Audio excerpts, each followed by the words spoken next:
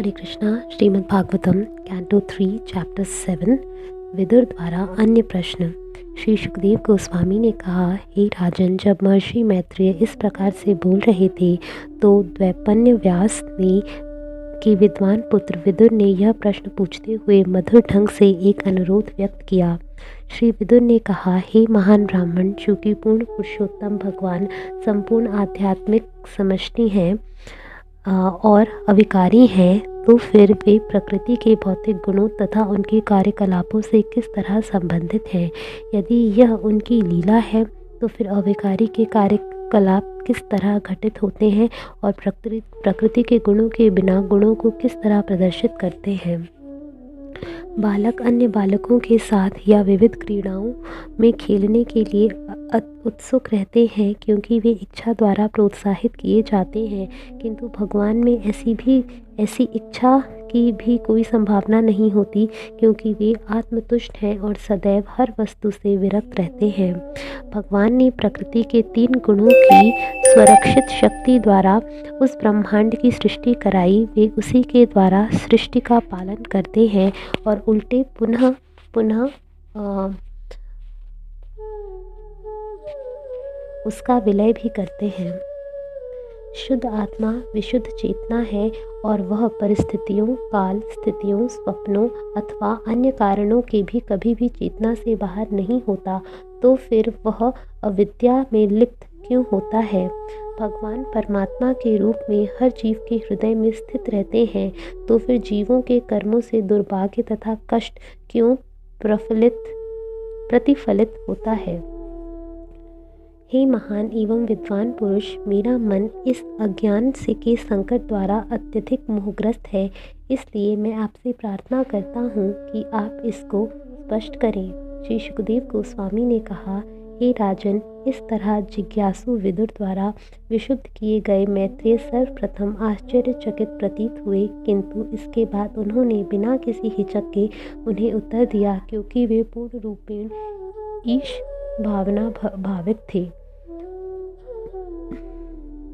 श्री मैत्रेय ने कहा, कुछ बद्ध जीव यह सिद्धांत प्रस्तुत करते हैं कि परब्रह्म या भगवान को माया द्वारा जीता जा सकता है, किंतु साथ ही उनका यह भी मानना है कि वे अबद्ध हैं।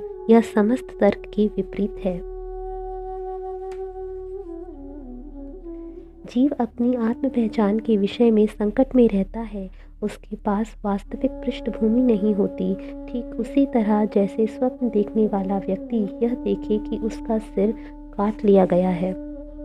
जिस तरह जल में प्रतिबिंबित चंद्रमा जल के गुण से संबंध होने के कारण देखने वाले को हिलता हुआ प्रतीत होता है, उसी तरह पदार्थ से संबंध आत्मा पदार्थ के ही समान प्रतीत होता है। किंतु आत्म पहचान की उस भ्रांति को भगवान वासुदेव की कृपा से विरक्त भाव से भगवान की भक्तिमय सेवा की विधि के माध्यम से धीरे धीरे कम किया जा सकता है। जब इंद्रियां दृष्टा परमात्मा अर्थात भगवान में तुष्ट हो जाती हैं और उनमें विलीन हो जाती हैं, तो सारे कष्ट उसी तरह पूर्णतया दूर हो जाते हैं जिस तरह ये गहरी नींद के बाद दूर हो जाते हैं। भगवान श्री कृष्ण के दिव्य नाम, रूप इत्यादि के कीर्तन तथा श्रवण मात्र से मनुष्य की असीम कष्टप्रद अवस्थाएं शमित हो सकती हैं। अतएव उनके विषय में क्या कहा जाए जिन्होंने भगवान के चरण कमलों की धूल की सुगंध की सेवा करने के लिए आकर्षण प्राप्त कर लिया है।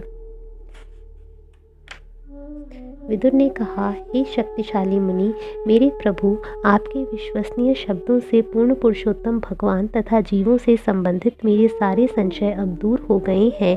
अब मेरा मन पूरी तरह उनमें प्रवेश कर रहा है। हे विद्वान महर्षि, आपकी व्याख्याएं अति उत्तम हैं, जैसे कि उन्हें होना चाहिए। बद्ध जीव के विक्षोभों का आधार भगवान की बहिरंगा शक्ति की गतिविधि के अलावा कुछ भी नहीं है। निकृष्टतम मूर्ख तथा समस्त बुद्धि में से परे रहने वाले दोनों ही सुख भोगते हैं, जबकि उनके बीच के व्यक्ति भौतिक क्लेश पाते हैं। किंतु हे महोदय, मैं आपका कृतज्ञ हूँ क्योंकि अब मैं समझ सकता हूँ कि यह भौतिक जगत सार रहित है। यद्यपि यह वास्तविक प्रतीत होता है, मुझे पूर्ण विश्वास है कि आपके चरणों की सेवा करने से मेरे लिए इस मिथ्या विचार को त्याग सकना संभव हो सकेगा। गुरु के चरणों की सेवा करने से मनुष्य उन भगवान की सेवा में दिव्य भावानुभूति उत्पन्न करने में समर्थ होता है जो मधु असुर के कूटस्थ शत्रु हैं और जिनकी सेवा से मनुष्य के भौतिक क्लेश दूर हो जाते हैं। जिन लोगों की तपस्या अत्यल्प है वे उन शुद्ध भक्तों की सेवा नहीं कर पाते जो भगवत धाम अर्थात वैकुंठ के मार्ग पर अग्रसर हो रहे होते हैं। शुद्ध भक्त 100% उन परम प्रभु की महिमा के गायन में लगे रहते हैं जो देवताओं के स्वामी तथा समस्त जीवों के नियंता हैं। संपूर्ण भौतिक शक्ति अर्थात महत तत्व की सृष्टि कर लेने के बाद तथा इंद्रियों और इंद्रिय विषयों समेत विराट रूप को प्रकट कर लेने पर परमेश्वर उनके भीतर प्रविष्ट हो गए। कारणार्वण में शयन कर्ता पुरुष अवतार भौतिक सृष्टियों में आदि पुरुष कहलाता है और उनके विराट रूप में जिसमें सारे लोग तथा उनके निवासी रहते हैं उस पुरुष के कई कई हजार हाथ पांव होते हैं। हे महान ब्राह्मण, आपने मुझे बताया है कि विराट रूप तथा उनकी इंद्रियां, इंद्रिय विषय तथा 10 प्रकार के प्राण, 3 प्रकार की जीवनी शक्ति के साथ विद्यमान रहते हैं। अब यह आप चाहें तो कृपा करके मुझे विशिष्ट विभागों वर्णों की विभिन्न शक्तियों का वर्णन करें। हे प्रभु, मेरे विचार से पुत्रों, पौत्रों तथा परिजनों के रूप में प्रकट शक्ति बल सारे ब्रह्मांड हैं विभिन्न रूपों तथा योनियों में फैल गई हैं। हे विद्वान ब्राह्मण, कृपा करके बताएं कि किस तरह समस्त देवताओं की मुखिया प्रजापति अर्थात ब्रह्मा ने विभिन्न युगों के अध्यक्ष विभिन्न मनुओं को स्थापित करने का निश्चय किया।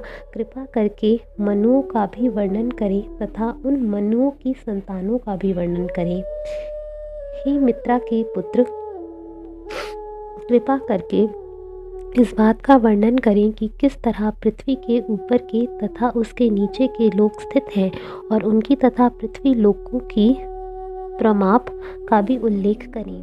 कृपया जीवों का विभिन्न विभागों के अंतर्गत यथा मानवेतर, मानव, भ्रूण के उत्पन्न, पसीने से उत्पन्न, द्विजन्मा तथा पौधे एवं शाकों का भी वर्णन करें। कृपया उनकी पीढ़ियों तथा उपविभाजनों का भी वर्णन करें।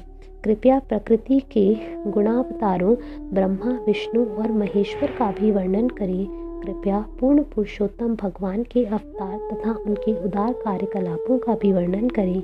हे महर्षि, कृपया मानव समाज के वर्णों तथा आश्रमों के विभाजनों का वर्णन, उनके लक्षणों, स्वभाव तथा मानसिक संतुलन एवं इंद्रिय नियंत्रण के स्वरूप के रूप के अनुसार करें। कृपया महर्षियों के जन्म तथा वेदों के कोटि विभाजनों का भी वर्णन करें। कृपया विभिन्न यज्ञों के विस्तारों तथा योग शक्तियों के मार्गों, ज्ञान के वैश्लेषिक अध्ययन तथा भक्तिमय सेवा का उनके विधि विधानों सहित वर्णन करें। कृपया श्रद्धा विहीन नास्तिकों की अपूर्णताओं तथा विरोधों का, वर्ण संकरों की स्थिति तथा विभिन्न जीवों के प्राकृतिक गुणों तथा कर्म के अनुसार विभिन्न जीव योनियों की गतिविधियों का भी वर्णन करें। आप धर्म, आर्थिक विकास, इंद्रिय तृप्ति तथा मोक्ष के परस्पर विरोधी कारणों का और उसी के साथ जीविका के विभिन्न साधनों की विधि की विभिन्न विधाओं तथा शास्त्रों में उल्लेखित व्यवस्था का भी वर्णन करें। कृपा करके पूर्वजों के श्राद्ध के विधि विधानों, पितृलोक की सृष्टि, ग्रहों, नक्षत्रों तथा तारकों के काल विधान तथा उनकी अपनी अपनी स्थितियों के विषय में भी बतलाएं। कृपया दान तथा तपस्या का एवं जलाशय खुदवाने के सकाम फलों का भी वर्णन करें। कृपया घर से दूर रहने वालों की स्थिति का तथा आपदग्रस्त मनुष्य के कर्तव्य का भी वर्णन करें। हे निष्पाप पुरुष, चूँकि समस्त जीवों के नियंता भगवान समस्त धर्मों के तथा धार्मिक कर्म करने वाले समस्त लोगों के पिता है, अतएव कृपा करके इसका वर्णन कीजिए कि उन्हें किस प्रकार पूरी तरह से तुष्ट किया जा सकता है। हे ब्राह्मण श्रेष्ठ, जो गुरुजन हैं वे दीनों पर अत्यंत कृपालु रहते हैं। वे अपने अनुयायियों, शिष्यों तथा पुत्रों के प्रति सदैव कृपालु होते हैं और उनके द्वारा बिना पूछे ही सार ज्ञान प्रदान करते हैं।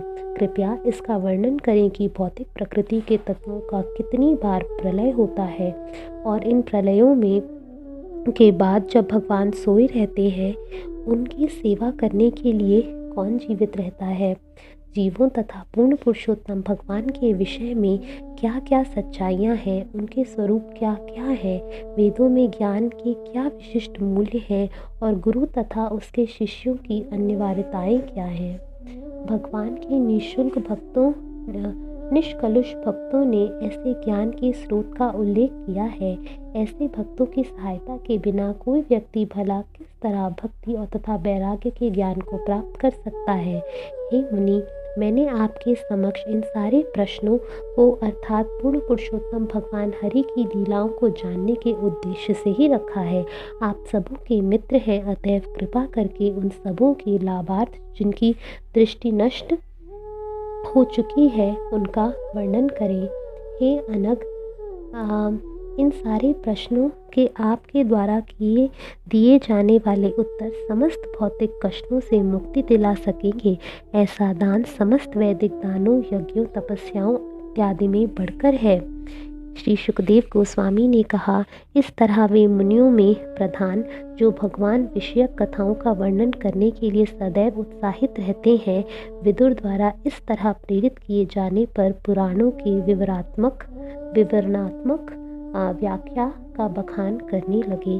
वे भगवान के दिव्य कार्यकलापों के विषय में बोलने के लिए अत्यधिक उत्साहित थे।